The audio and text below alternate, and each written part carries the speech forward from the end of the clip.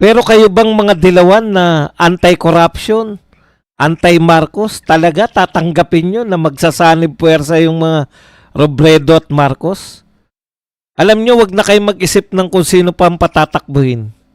Itodo nyo na. Patakbuhin nyo na si BBM bilang Vice President ni Leni Robredo. Itodo nyo na para wala nang yung endorse. Wala namang power to endorse na yan si BBM. Lame duck president na yan. Pero para lang patunayan ninyo na may talagang gustong-gusto ng mga tao yan, itandem nyo na kay Leni Robredo para may laban naman kayo. Isahan na lang.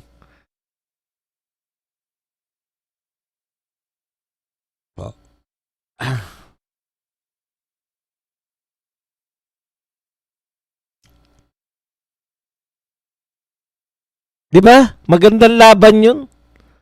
Para magkaalaman na talaga kung sino nagpanalo kanino.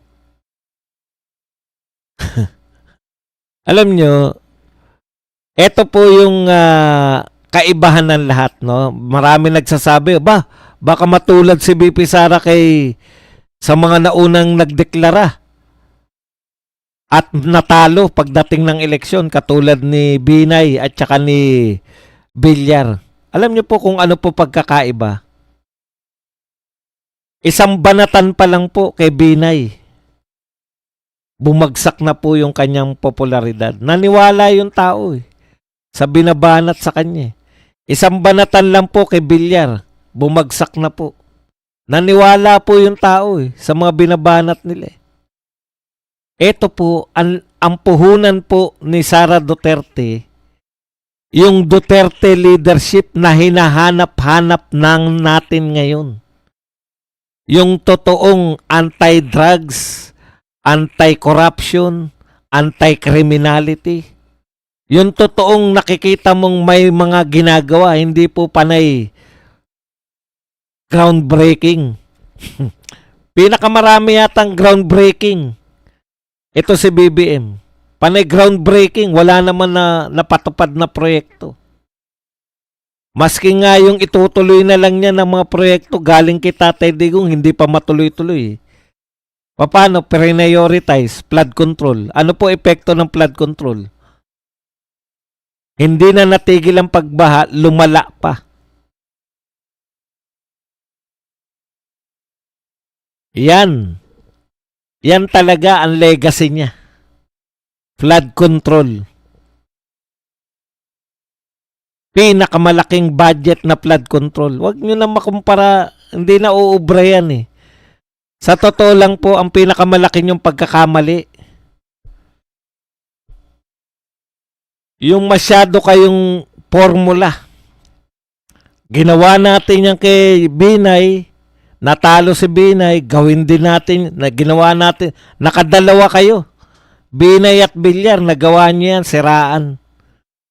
Pero hindi nyo po masisiraan yung may tatak. Hindi nyo po masisiraan yung mayroong resibo. Paano nyo sisiraan si BP Sara na hindi marunong mamuno? Hindi na marunong mamuno. Paano nyo sisiraan si BP Sara na inday lustay? Samantalang hindi naman siya involved dyan sa flood control project.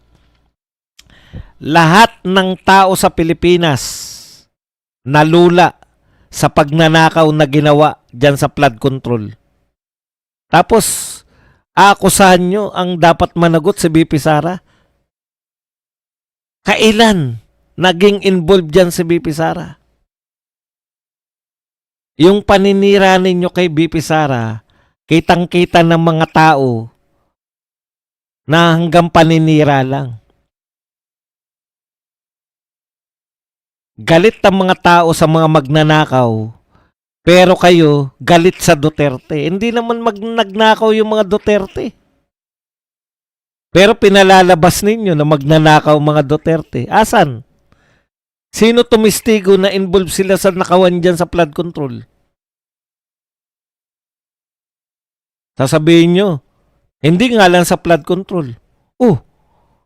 Magnanakaw pala, bakit hindi siya nakinakaw doon sa pinakamalaking nakawan. Ang mga magnanakaw po, wala pong pili yan. Mas malaki ang mananakaw nila, mas gusto nila. Ibig nyo sabihin, magnanakaw sa BP Sara pero sa maliitan lang siya. Vice President siya ng Pilipinas.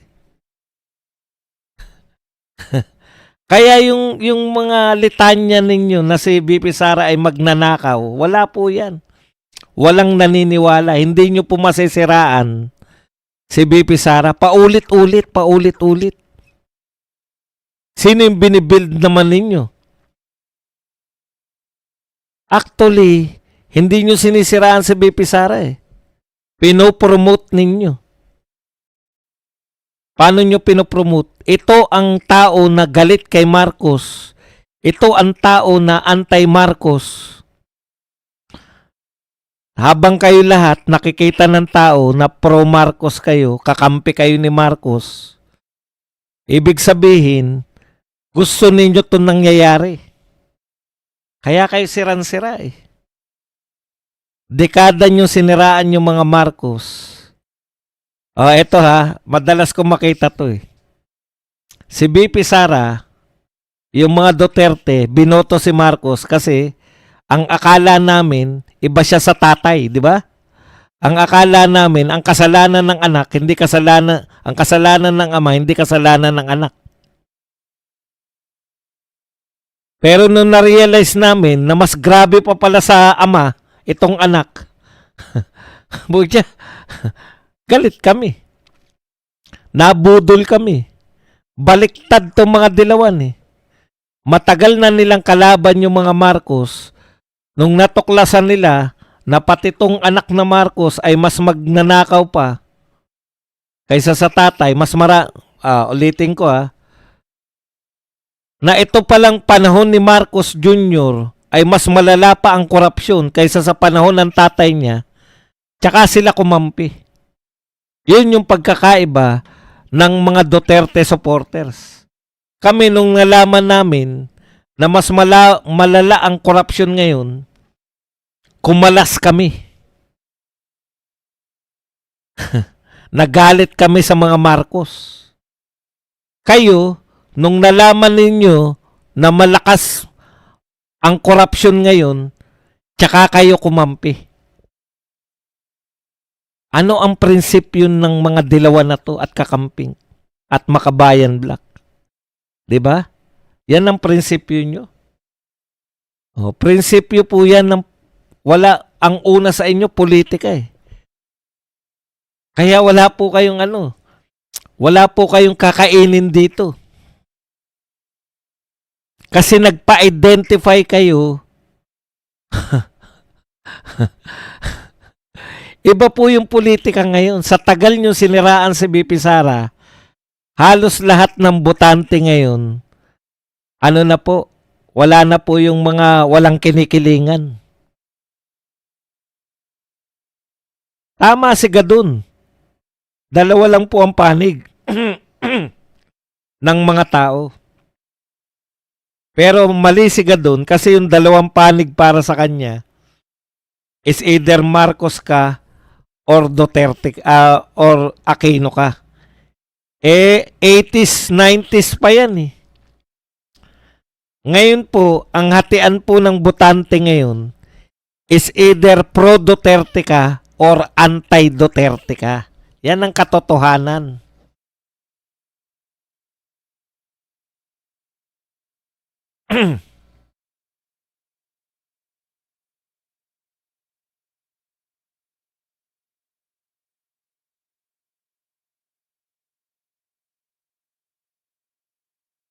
Ayun po, polarized na masyado ngayon. Wala na kayong kukumbinsihin. Kaya,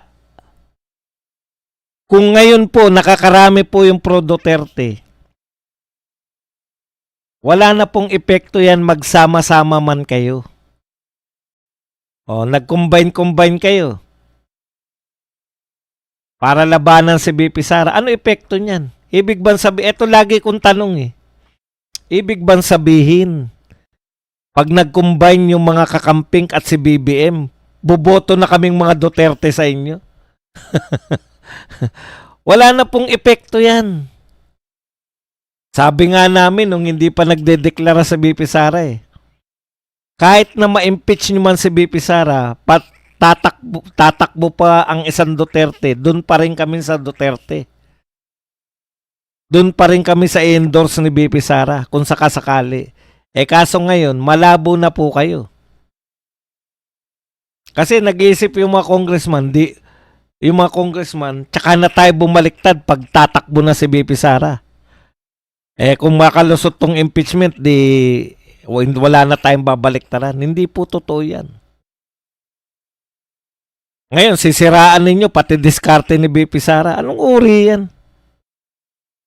Kayo nga, hindi kayo pinakikialaman. Sampa kayo ng sampa. Inawat ba yung pagsasampa nyo?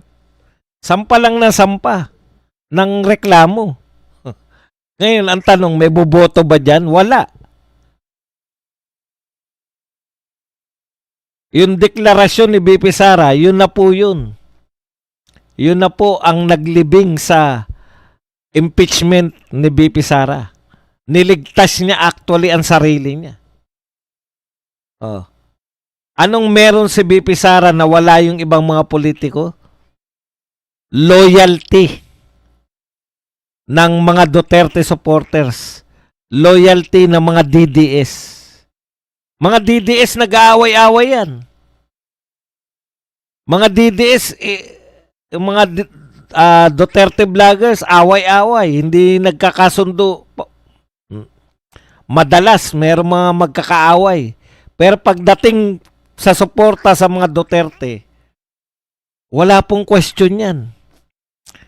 Mahilig ka man sa humba o hindi ka mahilig sa humba, sino man ang pinapanigan mo? Makananay ka man ni Kitty o doon ka sa kabila.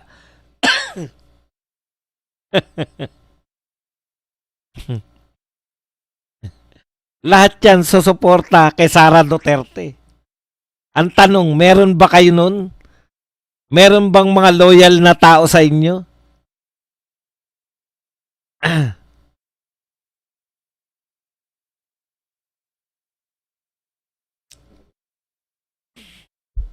Wag na natin pansinin si Meleklo Castro Mayor, nakakaawa.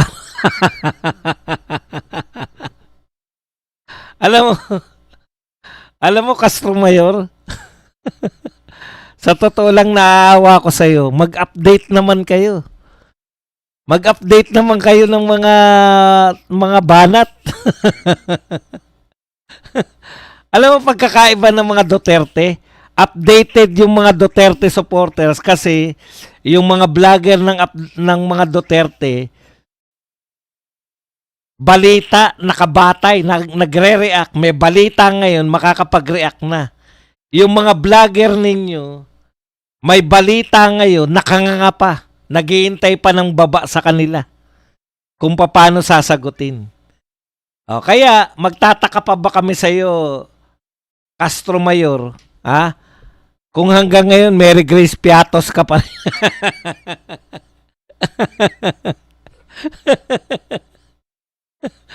Hindi na kami magtataka sa iyo. Hindi nga ako magagalit sa iyo. Naaawa ako sa iyo. Dahil sa bagal mag-isip ng mga vlogger niyo, hanggang ngayon, Mary Grace Piatos pa rin ang alam mo. Nakakaawa ka. Ang pinag-uusapan na namin, ano ang gagawin ni BP Sara pag naging presidente siya, kayo nasa Mary Grace Piatos pa rin. Nangangarap na kami. Sino yung mga makukulong? Bakit sila nagre-react ng ganyan? Hanggang ngayon kay Mary Grace Piatos pa rin kayo. Nakailan lipat na ako ng kuta. Mary Grace Piatos ka pa rin. Maawa na lang po tayo sa kanila. Huwag na po tayo magalit. Alam ko po na tayo masayang-masaya ngayon sa deklarasyon ni BP Sara. Wala pa po sila sa Hindi pa po sila nabababaan. Pasensya na po kayo. Hindi pa po sila nabababaan kung ano po isasagot nila doon po sa ano, sa pagdedeklara ni BP Sara. Naka Mary Grace Piatos pa rin po sila. Pagpasensyahan nyo na po talaga, ganyan po talaga eh. Sabi nga, di ba, you cannot give what you don't have. Kaya po, pagpasensyahan nyo na po yung mga followers nila kasi kung yung mga vlogger nila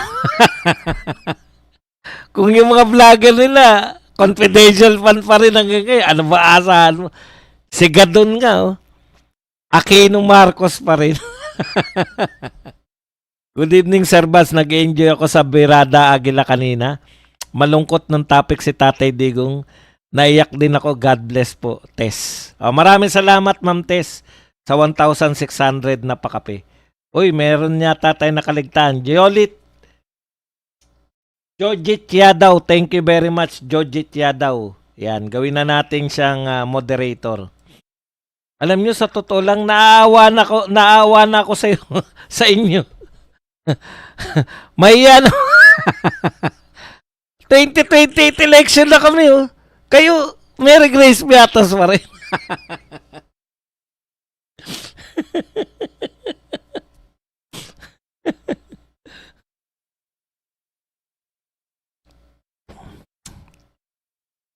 Nakakaawa ang putya.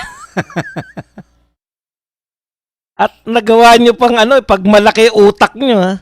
Kawawa po kayo. Alam nyo po, naiiwan kayo. Kasi ganito yan eh. Di po ba? Parang, eto ha, magtapatan na tayo. Kayo po, napakaswerte nyo kayong mga Duterte supporters. Huwag nyo na po ako isama. Ang tatalino po ng mga Duterte vloggers eh. Alam nyo po yun. Ganito lang po yung, pag kayo po nag-aral ng kolehiyo, ganyan lang po. Makikinig kayo sa mga matatalinong mga profesor, matututo na po kayo. Kaya kung araw-araw po kayo nakikinig sa mga Duterte vloggers, daig nyo pa po nagkokolehiyo. Wala lang nga kayong degree pagkatapos. Pero aminin ninyo, pakiramdam nyo, mas matalino na kayo ngayon, di ba? Kaysa nung nagsimula kayong makinig sa mga Duterte vloggers. Wag na po ako kasi laos na ako eh. Matanda na ako eh. Marami pong magagaling na mga Duterte vloggers. Nakakaawa po yung mga nakikinig po sa vlogger ng kabila. Kasi tayo, tignan nyo. Nagsusuri na tayo ng ano yan. Di ba? Nakakaawa po sila. Sa totoo lang po. Hanggang ngayon, Mary Grace Piatos pa rin hinahanap.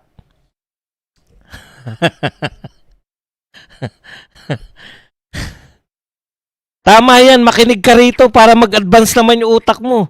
Pwede naman kayong hindi maniwala kay Duterte. Pero makinig po kayo sa mga argumento para naman yung utak nyo lumalawak.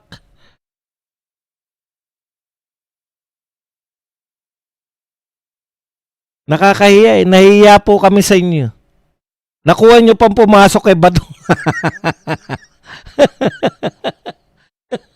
Kumbaga, dito, kaya konti na lang rito nanonood. Parang masteral na to. Masteral na dito eh. Hindi nyo ba naunawaan? Kayo ganito pa rin, no? Ha? Ay, yung tatay nyong karton! Nako! Nakakulong pa rin. Ganun lang yung mga binibigay sa inyo mga walang katuturan. Kahit ano mangyari, nakakulong pa rin yung tatay nyong karton. Ganun lang. Kakaawa ang punta. Naawa ko hindi sa mga vlogger. Kumikita yung mga yun eh. Naawa ko sa inyo. Kaya pag lumabas kayo, ay, tatay nilang karton. Banat ako. Piatos pa rin ang puno. Hanggang piatos pa rin. Puta, nagsusuri na kami. Bakit hindi natitibag si BP Sara? Anong meron si BP Sara? Meron siyang loyal DDS supporters. Kahit na anong gawin nila. Sila ba meron yan? Oh. Hindi na umuubra ang paninira. Meron pa kaming meron pa kaming mga pagsusuri na ginagawa. Puta kayo, Mary Grace Piatos pa rin. Maawa naman kayo sa sarili nyo. Mag-upgrade naman. I-upgrade nyo naman, sabihin nyo naman sa kanila. Alam mo, magsasuggest ako sa inyo. Total, nakakatambay na kayo rito. Ha? Sabihan nyo naman yung mga vlogger nyo. Bakit hindi natin gayahin sila Badong Aratilis na nagsusuri talaga ng mga issues? Bakit hanggang ngayon Mary Grace Piatos pa rin tayo? Bakit hanggang ngayon natutuwa pa rin tayo na nakakulong lang yung tatay nilang karton? Bakit natutuwa na tayo? Bakit hindi tayo magsuri? You cannot give what you don't have. Kung wala silang utak. Ano yan? Nagpapanggap? Bobo kunwari? Para pare-pareho kayo? Malinaw po, ito optics lang yan. Naghabol pareho ng optics para relevant sila pa. Relevant pa sila. Tabon na tabon sila eh. Tuwan-tuwa si Lenny Robredo, biruin mo. Pero sa achievement, wala yan. Alam nyo, pangalawa nilang pagkakapareho. Una, pareho sila mahilig sa optics, di ba? Pareho sila mahilig sa palabas. Pangalawa nilang pagkakapareho. Nakalimutan ko tuloy yung pangalawang pagkakapareho. Pareho nilang sinisisi yung mga Duterte sa kapalpakan nila.